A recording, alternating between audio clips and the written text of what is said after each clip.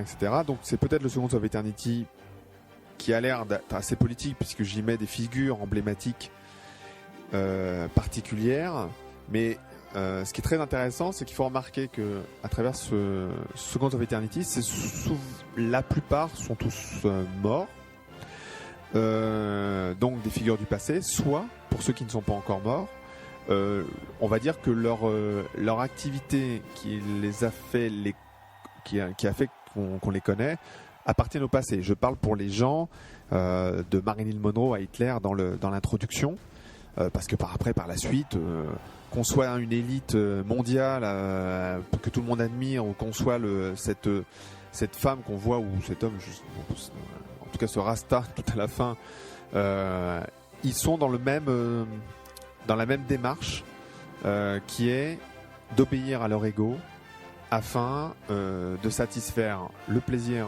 et d'accumuler des plaisirs. Voilà. Donc c'est un Seconds of Eternity qui est très particulier, et qui représente une rupture par rapport à tout ce qui a été dit.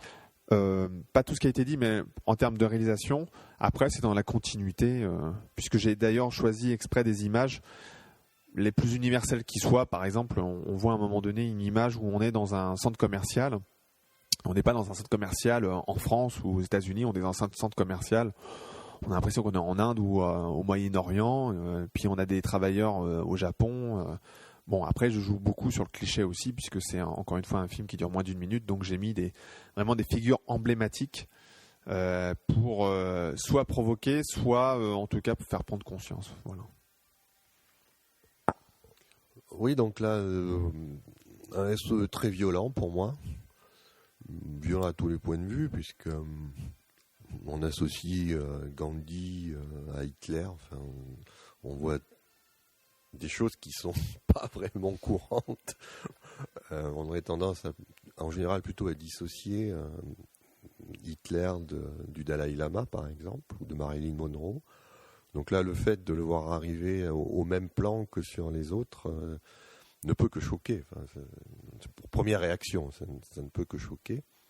Après, évidemment, on sait bien que ce choc est voulu, que c'est justement pour réveiller un petit peu, qu'on l'accepte ou qu'on l'accepte pas. Après tout, c'est la liberté du réalisateur de montrer les choses.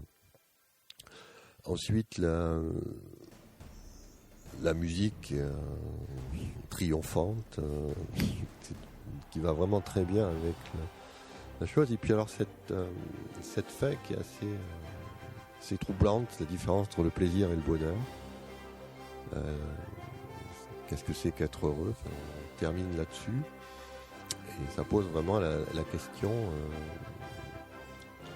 de ce qui anime l'être humain, quoi.